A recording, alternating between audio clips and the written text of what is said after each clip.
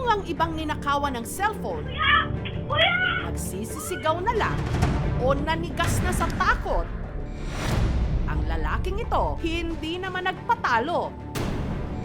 Bilang ganti, pinuntirya naman niya ang susi ng motor ng mga nagnakaw sa kanya. Ang pulis tuloy nawindang sa plot twist ng krimeng ito. Napakapambihirang kaso po nito dahil ito po ay nangyayari lamang sa TikTok. Ang kulit, abonado pa yung snatcher. Kailangan talaga laging listo. Nakakatawa, parang nag-swap sila. Marahil nakakatawa para sa iba ang napakapambihirang pangyayaring ito. Pero seryoso itong kaso.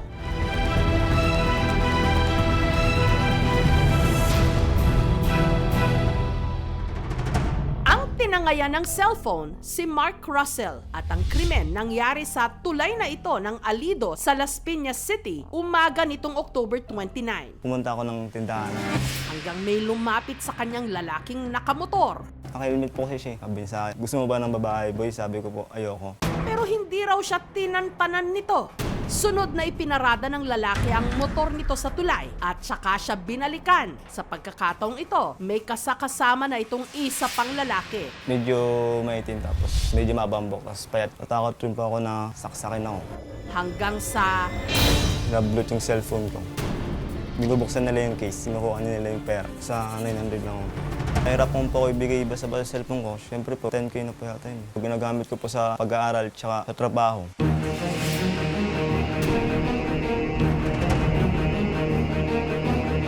Pinandar po ng lalaki yung motor, tapos doon po siya nag-aabang na umangkas na yung kasama niya. sa tangkang mabawi ang kanyang cellphone, sinundan ni Mark ang mga suspect. Napansin ko po yung susi na madali lang kunin. Hinahata ko na lang yung susi. Ang mga suspect nakipagnegosasyon. Sabi kasi nila sa akin, balik mo na lang yung susi para hindi ka mapahamak. Sabi ko naman pa sa nila, balik nyo na sa akin yung cellphone ko. Pero dahil ayaw daw ibalik ng mga suspect ang kanyang cellphone, si Mark Russell umis ka po. Dala ang itinakbo niyang susi ng motor. Hanggang isang babae pa raw ang lumapit sa kanya. Sabi niya sa akin, ibigay ko na lang yung susi para hindi lang daw masaktan. Sa tingin ko po, kasabwat siya. Hindi lang kami nagagawa ng susi. Nabol ako niya, hanggang dyan. Na po kasi hindi na masyadong lumalabas ang bayad. Para po sa kaligtasan. Ang insidente, agad inireport ni Mark Russell sa mga otoridad. Nung naagaw po ang cellphone niya, tumakbo po yung snatcher. Abang naagaw naman niya yung susi, yan po ang problema ngayon. Tinatapak namin ngayon. So, napakapambihirang kaso po nito dahil ito po ay nangyayari lamang sa TikTok. Ang ganitong modus, tinatawag daw na alok-aliw hold-up. Sinamahan kagad siya ng mga personnel ng substation to.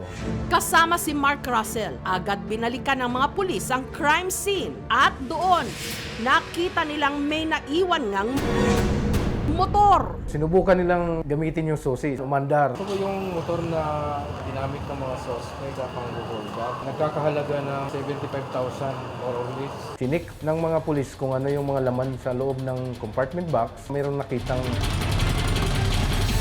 ID.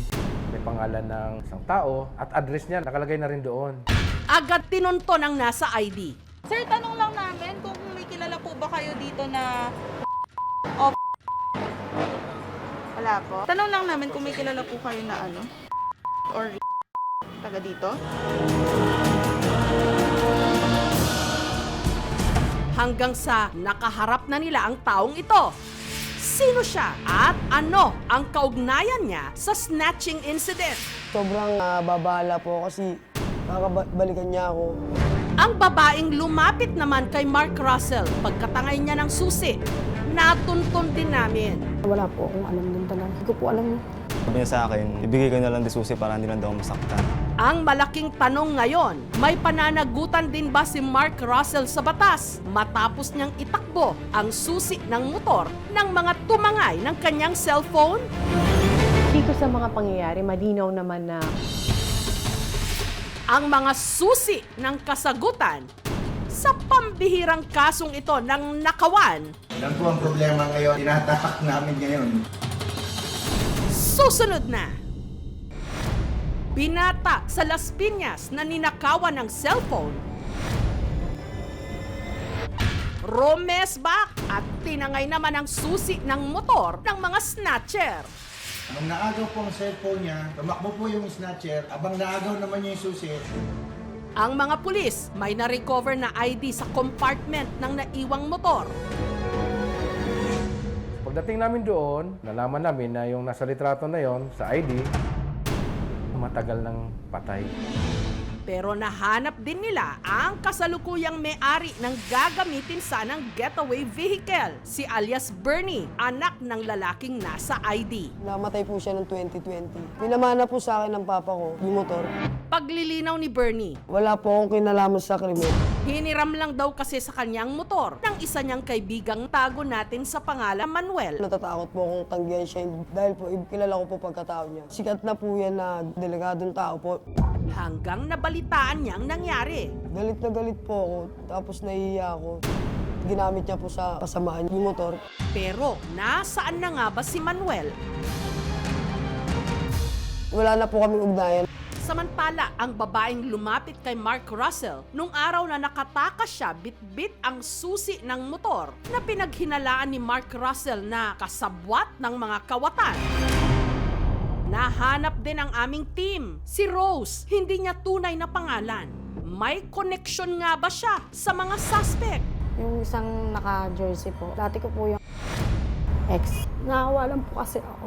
Hindi ko rin alam bakit nangyaring gano'n. Si Rose, may gusto lang ding linawin kay Mark Russell. Kuya, kung ako po yung talaga iniisip niyo na kasabot po ako, hindi po totoo. Kaya po kayo nilapitan. Kasi po nag-alala rin ako, nag-concern lang ako kasi may anak din ako.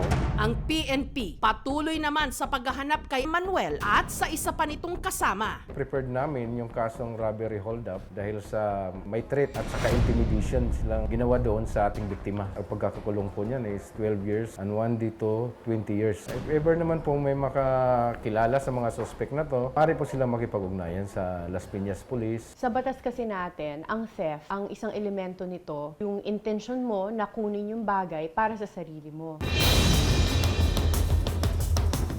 Dito sa mga pangyayari, malinaw naman na walang intent to gain yung biktima. Kinuha niya yung susi para hindi makatakas yung mga nagnakaw sa kanya at dumiretso pa nga siya dun sa polis. Kung walang intent to gain, hindi masasabing kasalanan siya ng theft.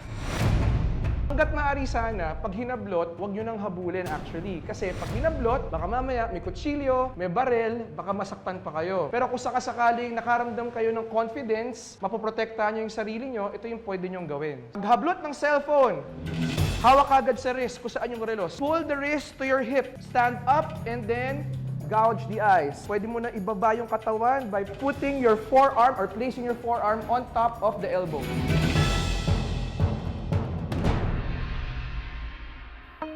Samantala, para may magamit pa ring cellphone si Mark Russell sa kanyang trabaho at pag-aaral, niregaluhan siya ng aming team ng bagong cellphone. Salamat po sa KNJS. Magamit po siya sa pag-aaral at saka sa work.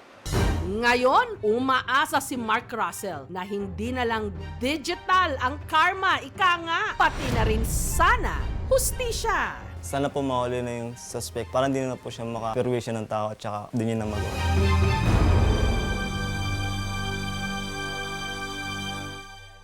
Thank you so much mga kapuso. Kung nagustuhan niyo po ang videong ito, subscribe na sa GMA Public Affairs YouTube channel.